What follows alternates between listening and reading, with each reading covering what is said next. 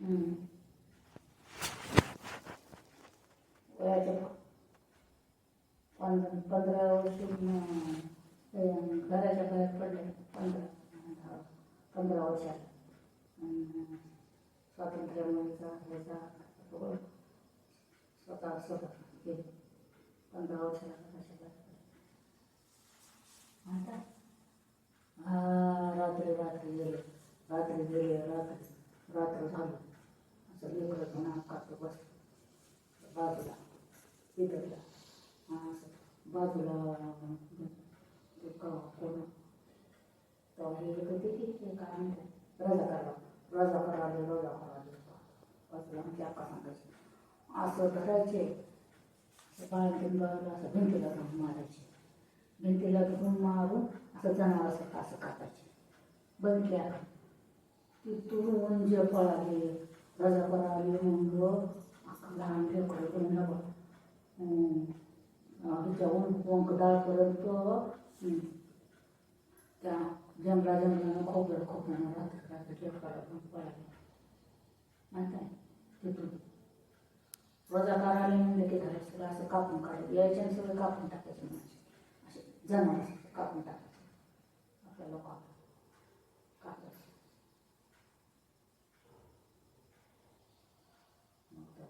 ते आमच्या मामा आमचा म्हणतो पूजा करत होतो. पण नंतर पूजा करायला चालू केलं तेव्हा त्याला कोण आलं म्हणून होतं. त्याला काय केलं ते कोण आहे की मग ते वडगाठून डोक्यात मारले आणि पळाले. तेव्हापासून त्यांना गणपती मामा पूजा करायला बसत म्हणा.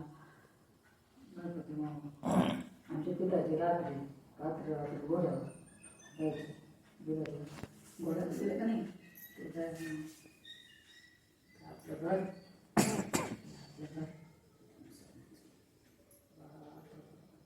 वर पाडून मडक्याला सोडून लावलं होतं.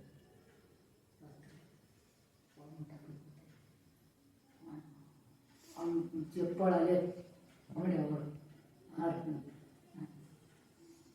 असं असले कामं करत होते. गेले हैदराबादला लावलं तर कोणतं हे ग बसत नाही म्हणून तेलाचे इन्स्पेक्टर म्हणून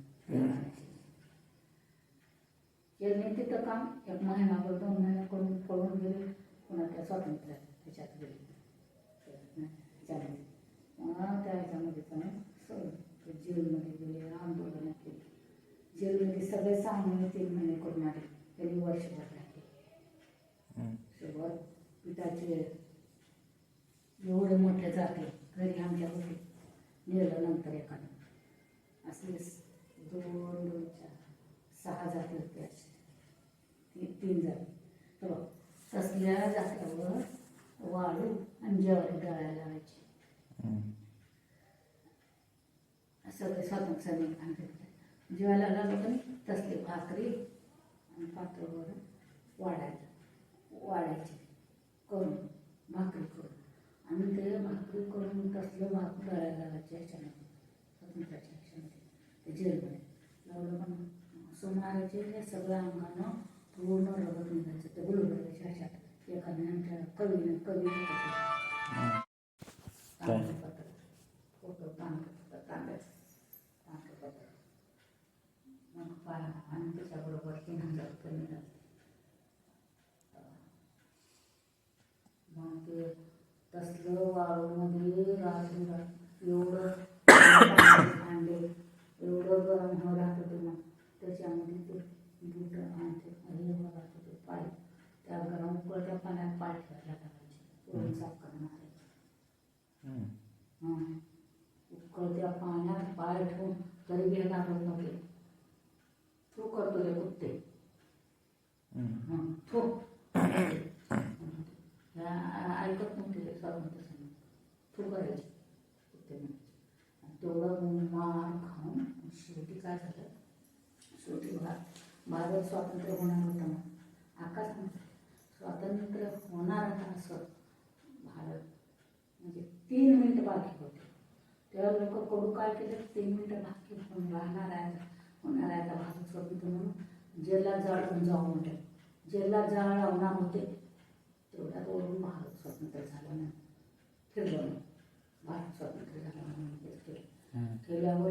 जेलमध्ये सुटले की सगळं स्वातंत्र्य सैनिक हे हैदराबाद मुक्ती संग्रामामध्ये सगळं सुटलं की ते जे मारले होते का त्याला तिथंच मारून टाकले. बाहेर सुटले की मारून टाकले त्यांना, सगळ्याला मारले आणि पळाले तवा. नाहीतर 3 मिनटं जर झालं नसतं आतामध्ये, 3 मिनटाच्या आधी जर झालं स्वातंत्र्य हे झालं नसतं तर काढायचं कामा होतं.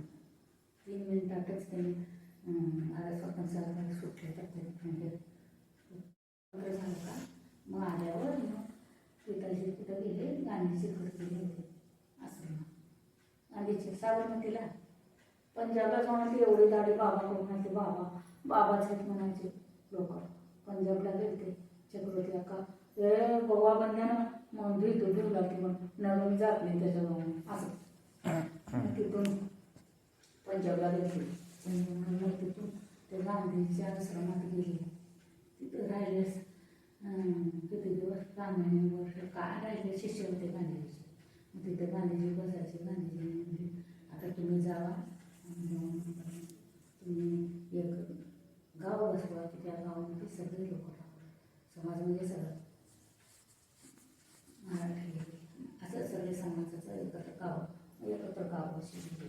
सोमनाथ तिथं लमाणी वाणी मराठा सगळे हे एकच ते हरिभजनाच्या घरासमोर दुसरं असं घर कसं म्हटलं त्याच्यामुळं मग सगळे घरं बसवले. घरं बसवून वरून मंजुरी आली, 500 एकर जमीन दिलं पिताजी, तुम्ही काही करा बसवा, तुम्हाला जेवढं घ्यायचं तेवढं घ्या.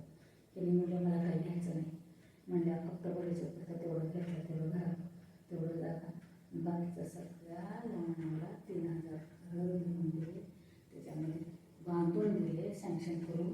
ते सगळे झोपड्या होते, झोपड्या काढले, घरं बांधून दिले, 2 खोल्या आणि बाहेरचं वरांडा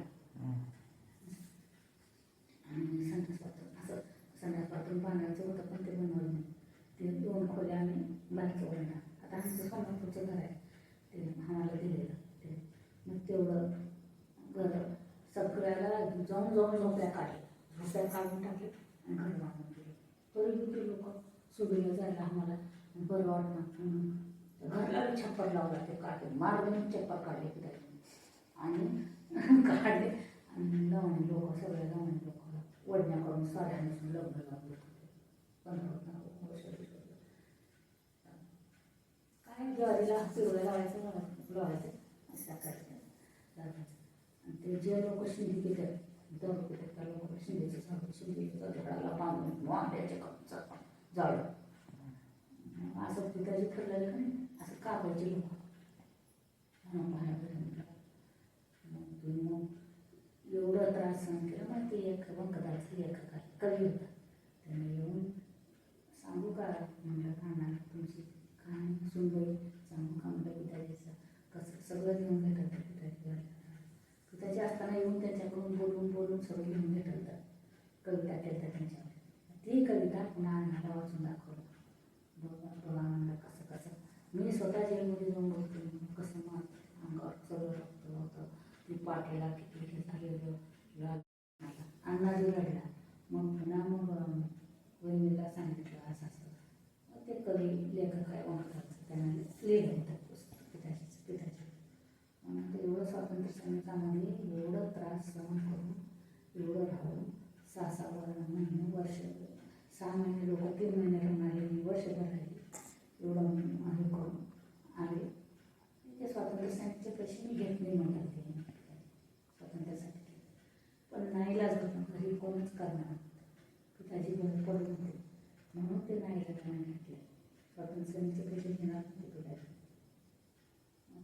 मग अण्णाला काय म्हटलं, अण्णाला नोकरी लागली. आम्ही लहान अण्णाला नोकरी लागली. मग मी एक 10-12 वर्षाची होते. मग अण्णा काय म्हणायचं,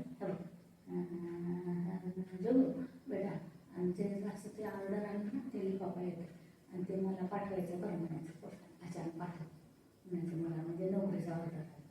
मी एकदा पाठवले जाऊन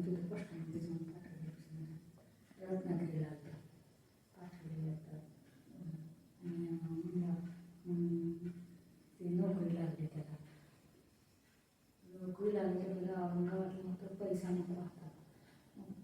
500 रुपये त्याला फीस तर माफ होतं. काय करायचं ते काय भरायचे होते 500 रुपये 300 रुपये. तर ते पिताजीला पैसे नाही. पिताजीनं काय केलं, जेवढे घरं बांधलेले होते लग्नाचे तेवढ्या असं घरावर 2-4 घरावर का म्हणायचे 50 रुपये 100 रुपये वर जाऊन चढून स्वतः खेळे मारले. खेळे मारून पैसे घेतले आणि ते 300 रुपये आणायला पाठवले. आणि ते रोज यांना एक शर्टावर यांना काढतो घाल कपडे देऊन देऊन घालायचे रात्री ठेवायचं सकाळी घालायचं. असं करून त्यांनी दिवस काढले. बरोबर होतं म्हणायचं ते पुढे श्रीमंत होतात.